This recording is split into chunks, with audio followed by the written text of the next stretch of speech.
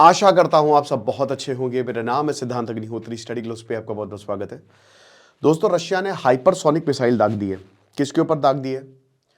Ukraine के ऊपर दाग दी है। क्यों दाग दी है? क्योंकि उन्होंने कहा है कि हमारे पुतिन साहब के ऊपर जो है वो हमला हुआ, उनके रेसिडेंस पे तुमने ड्रोन से हमला किया, इसलिए हमने तुम्हारे ऊपर मिसाइल दाग दी है। कहते हैं कि कतार के एम्बेसी को नुकसान पहुंचा है और 4 लोग मर गए हैं।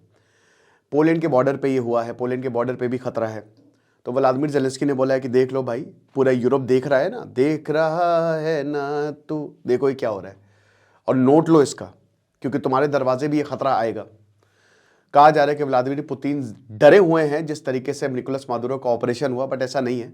ऑरेस्टिक मिसाइल इन्होंने दागी है। वैसे भी बेलारूस पे इन्होंने अपनी मिसाइल्स तैनात की है। पूरा यूरोप रेडार पे है। तो रशिया ने बिल्कुल तैयारी की हुई है। अभी तक 36 मिसाइलें, 242 ड्रोन्स जो हैं वो दागे हैं। बहुत बुरी हालत हुई है यहाँ पे। Hypersonic missile nuclear warhead carry करने के लिए एनफ है। ठीक है, अब बात यह है कि एक तरफ हम देख रहे हैं कि बातचीत हो रही है, बट अब निकोलस मादुरो की वजह से ये बातचीत चली गई बैक बर्नर पे। पूरे यूरोप ने इसको डिनाउंस किया है। ठीक है, व्लादिमीर ज़ेलेंस्की ने भी वो ये भी बोला है कि देख लो, बुडापेस्ट में भी यही होगा, पोलैंड में भी यही होगा जो हमारे साथ हो रहा है। तुम लोगों को तो बस कुछ है नहीं, बस बोलने से मतलब है, बोलने से मतलब बा, मुंह खोला भक्क से बोल दिए। लेकिन देखो एक्शंस क्या हो, एक्शन स्पीक्स फॉर इटसेल्फ। क्या हो रहा है?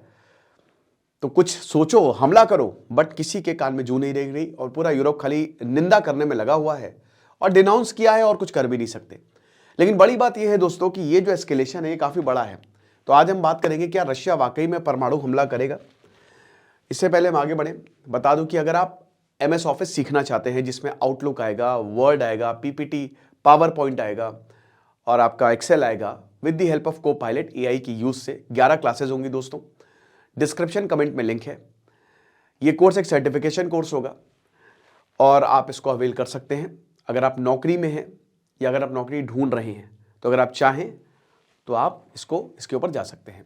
ओके, तो अगर हमको समझना है, क्योंकि देखिए न्यूक्लियर हमला, न्यूक्लियर खतरा बढ़ता जा रहा है, तो पहले हम रशिया की न्यूक्लियर डॉक्ट्रिन समझते हैं। तो हर देश की जो न्यूक्लियर डॉक्ट्रिन है वो डेटरेंस की ही है। तो बेसिक प्रिंसिपल क्या है? Nuclear deterrence.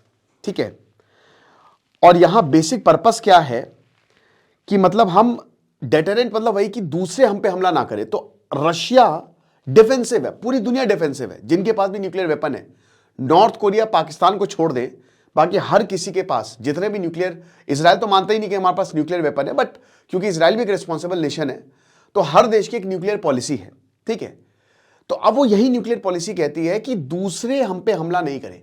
अगर दूसरों ने हम पे हमला किया तो हम भी हमला कर देंगे। और रशिया का भी यही सेम प्रिंसिपल है। अब रशिया कहां पे अपनी न्यूक्लियर वेपन यूज कर सकता है? तो मॉस्को, अगर मान लीजिए कि कोई मास डिस्ट्रक्शन अटैक हुआ रशिया पे या उसके एलाइज पे, एलाइज भी बोला है, यानी कि अगर किसी ने न्यूक्लियर बॉम्ब डाल दिया, केमिकल बॉम्ब डाल दिया, बायोलॉजिकल बॉम्ब डाल दिया, यही तो है ना weapons of mass destruction. Conventional war में भाई केमिकल और बायोलॉजिकल बॉम्बिंग तो बैन है। एक आपने वायरस रखा, मिसाइल में डाल दिया, वहां पे लोग तड़प तड़प के मरेंगे। उस केस में रशिया न्यूक्लियर बॉम्ब, परमाणु हमला करेगा। तो ये तो है नहीं, क्योंकि अभी तो कोई रशिया पर परमाणु हमला कर नहीं रहा है, ना ही कोई ऐसा मास डिस्ट्रक्शन जो है वो रशिया पर कर रहा है। दूसरा पॉइंट ये है कि कोई ऐसे वेपन्स बन गए जिसकी वजह से रशिया का एग्जिस्टेंस ही खत्म, यानी कि जो रशिया है वही खतरे में आ गया कि तुम बचोगे ही नहीं, तुम्हारी नस्लें मिट जाएंगी। ठीक है, इसका मतलब रशिया का सर्वाइवल, रशिया को पूरी तरीके से तोड़ने की, जैसे टर्की के साथ हुआ था, ऑटोमन्स के साथ हुआ था, उनका सर्वाइवल खतरे में, इजराइल के साथ हुआ था। इजराइल बच गया है, ये भाई चमत्कारी समझिए, वरना 2500 सालों से तो उनको मारा ही जा रहा है। तो सर्वाइवल ही खतरे में है, तब रशिया ये कर सकता है। तो क्या ऐसा है? नहीं, बिल्कुल नहीं। ऐसा कोई भी अभी हमको इंसिडेंट देखने को नहीं मिलता जिसकी वजह से रशिया का सर्वाइवल खतरे में हमको लग रहा है। तो दूसरा पॉइंट भी नहीं है। तीसरा पॉइंट कि अगर हमको एक इंफॉर्मेशन, प्रॉपर रिलायबल इंफॉर्मेशन मिलती है कि एक बैलिस्टिक मिसाइल जो है वो रशिया के ऊपर लॉन्च होने वाली है, तब अब इसकी पॉसिबिलिटी हो सकती है अगर यूक्रेन के पास बैलिस्टिक मिसाइल हो, जो कि वो अमेरिका से बार बार बोल रहा है कि हमको दे दो। ठीक है, लेकिन बता दूं कि इस डॉक्ट्रिन को अपडेट किया गया है 2024 में ही, और रीसेंट चेंजेस ने क्या बोला है देखिए कि यहां पे conventional attack by a non nuclear country, ठीक है, backed by nuclear armed state can be treated as a joint attack by both.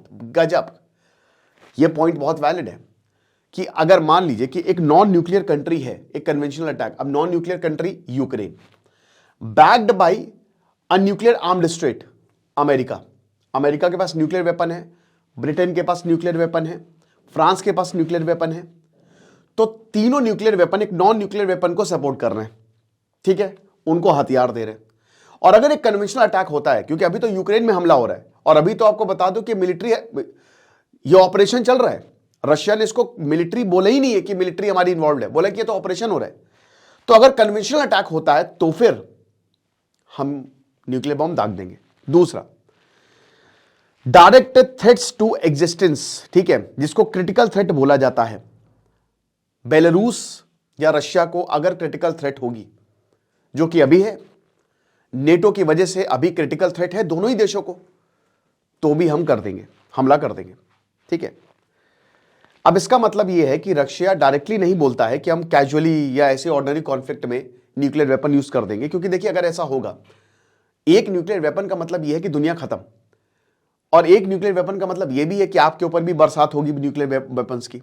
तो हर इंसान, भाई जब तुम जिंदा ही नहीं रहोगे तो काहे का तुमको साम्राज्य चाहिए। जहां बात पैसे की आती है ना, वहां जो है चीजें बदल जाती हैं। तो 2024-25 में जो क्रिटिकल थ्रेट का कंसेप्ट था और जो ये बोला गया है, वो यूक्रेन के हमले, जो यूक्रेन को सपोर्ट मिल रहा है ना, उसकी वजह से बोला गया है कि इतना ज्यादा सपोर्ट यूक्रेन को मिल रहा है, तो उसी हिसाब से उन्होंने पॉलिसी चेंज की है। यानी कि ये एक ग्रे एरिया बन गया है कि हम न्यूक्लियर हमला कर सकते हैं अगर आप हमारे बॉर्डर्स पे आएंगे। अब ऐसा क्यों है, जब जैसे ही ये डॉक्ट्रिन चेंज हुई तो अमेरिका को भी थोड़ा सतर्क हुआ अमेरिका कि यार हम ऐसे ही आंख बंद करके यूक्रेन को सपोर्ट नहीं कर सकते, क्योंकि फिर न्यूक्लियर थ्रेट बन जाएगा और उस क्लॉज को यूज कर सकता है रशिया। तो इसलिए भी यूक्रेन को सपोर्ट नहीं मिल रहा। खैर मेन रीजन तो यही कि यूक्रेन जीत नहीं पा रहा है। बट ब्रॉडर क्वेश्चन ये है कि क्या रशिया परमाणु हमला करने वाला है।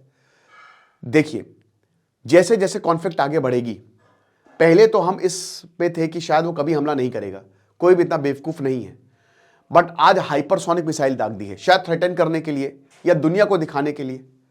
लेकिन जैसे जैसे कॉन्फ्लिक्ट आगे बढ़ेगी प्रॉब्लम्स बड़ी हो सकती हैं, ठीक है।